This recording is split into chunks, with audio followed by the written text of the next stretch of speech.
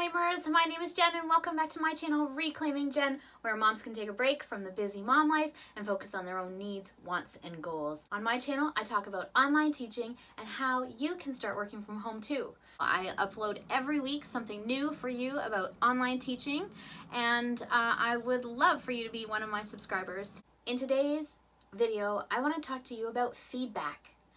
Now, maybe you think you already know how to do feedback, you've got a great system for feedback, or maybe you want to take your feedback up a notch to the next level. And I've got some tips and tricks that I have learned along the way throughout my journey with VIPKid and with Gogokid, and I want to share those with you. And in fact, I have a special resource that I want to bring attention to as well, and that I found very helpful in my teaching so far. I've been teaching online for 2 years with VIPKid, and I recently started with Gogokid as well. For those of you that are just starting this journey, you'll want to know that with VIPKid and Gogokid, you have to leave feedback after each class. So you have a 25-minute class that's one-on-one with one student, and you must leave feedback in order to get paid. You need to talk about how the class went with your student, how your student did, what you covered in the lesson. Really, it's up to you what you put in the feedback. But if you're looking to continue to teach that student, if you want to make a good impression with the parent, if you want to sound professional, you may want to put a little more thoughtful effort into your feedback. And if you are in that predicament where you want to increase your bookings or snag those regulars, then I have some great ideas how you can enhance your feedback, make it useful for the parent, and make them want to come back again. Now, before I start, I want to give you a little bit of insight into my background. I have been a substitute teacher with my local public board for 18 years.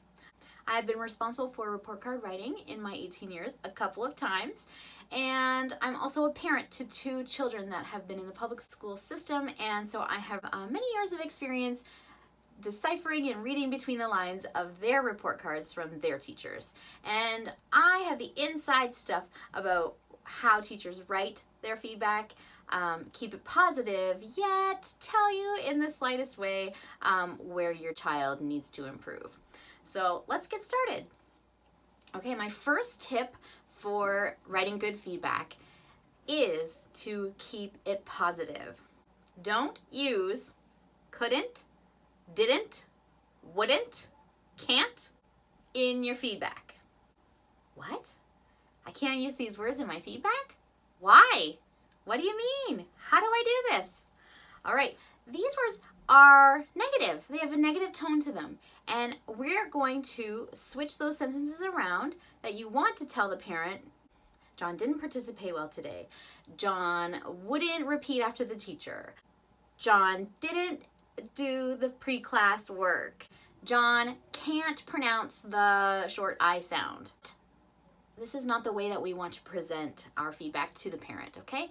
Keep in mind, if you are a parent, you know what you don't want to hear from your child's teacher.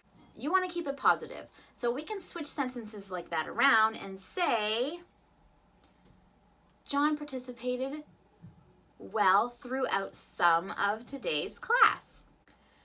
Teacher Jen and John practiced saying the sentence frame together today. Although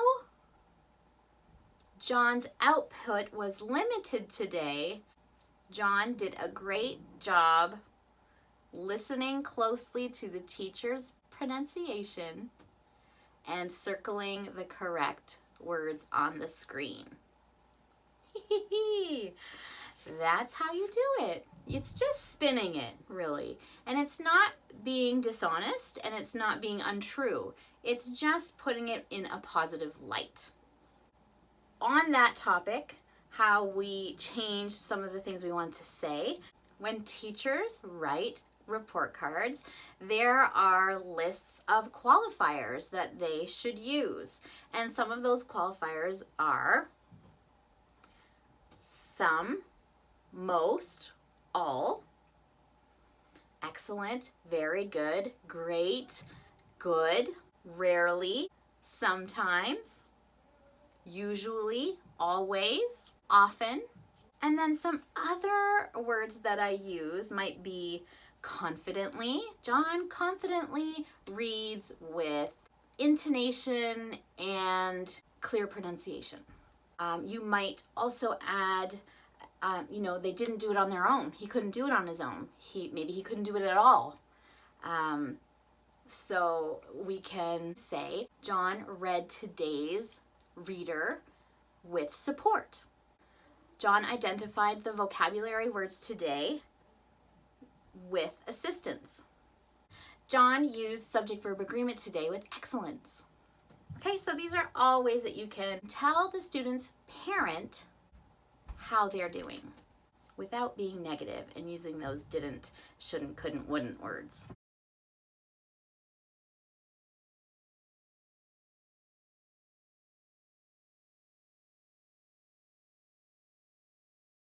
My next tip for great feedback is to personalize it and to praise. P&P, personalize and praise.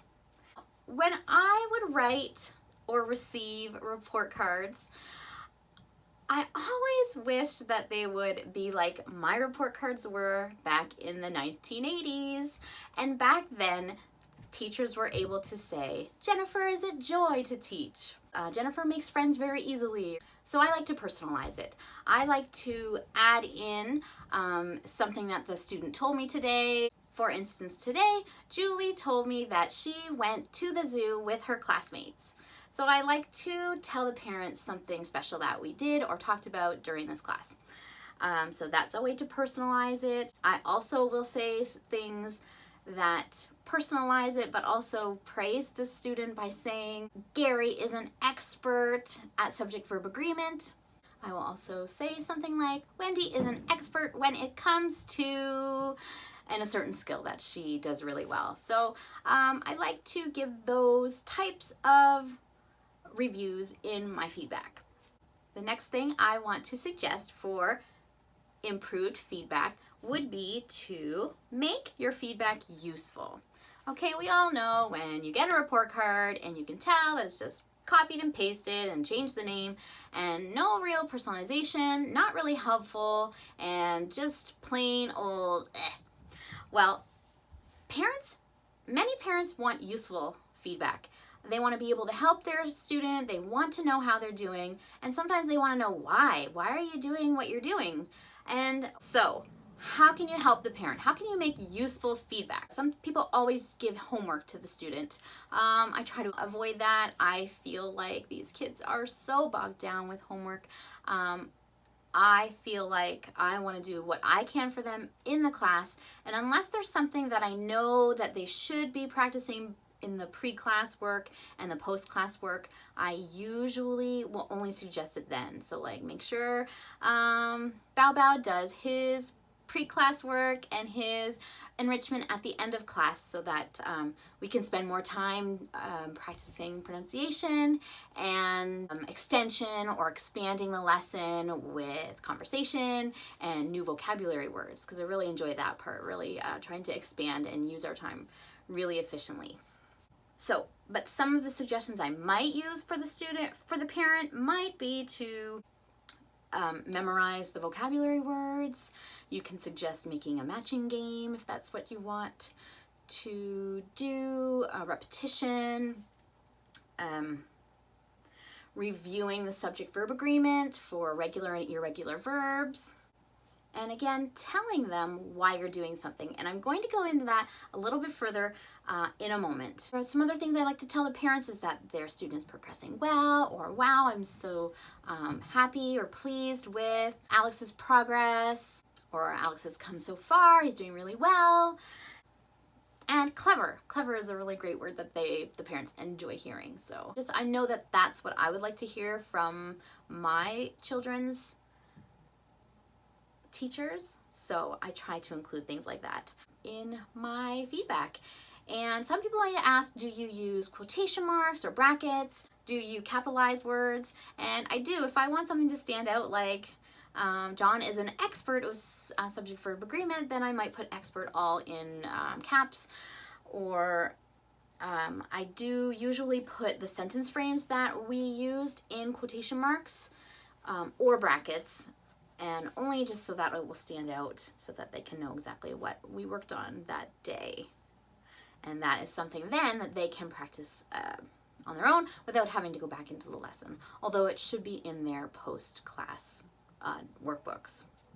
Okay, before I go on to talk about my favorite resource that I found really helpful for writing my feedback, I want to talk to you about how I do feedback really quick. And the way that I do feedback, I think is kind of unique. I don't know if you do your feedback this way, let me know in the comments below.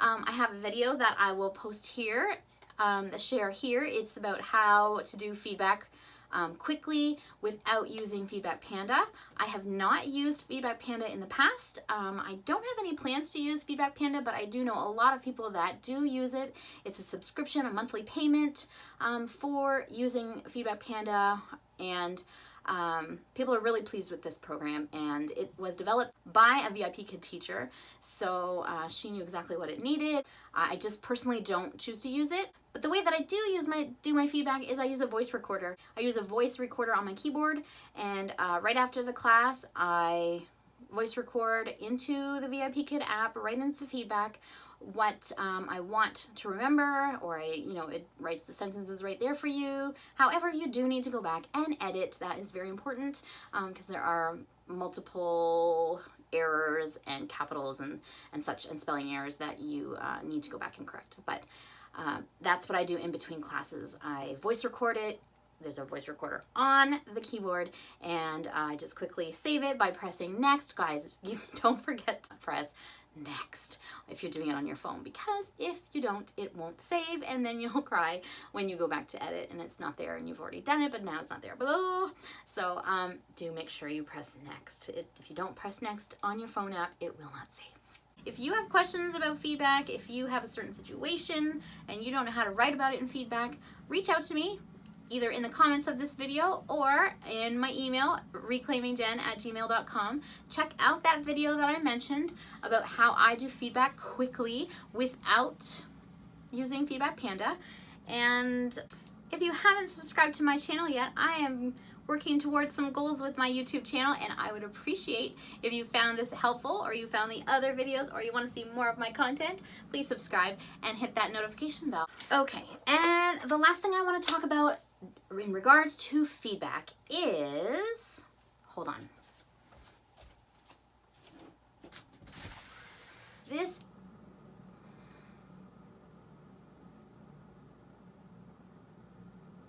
It's fine.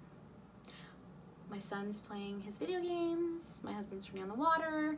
Not the best time to record a video in the evenings, just saying. During lockdown, stay-at-home order, it's fine.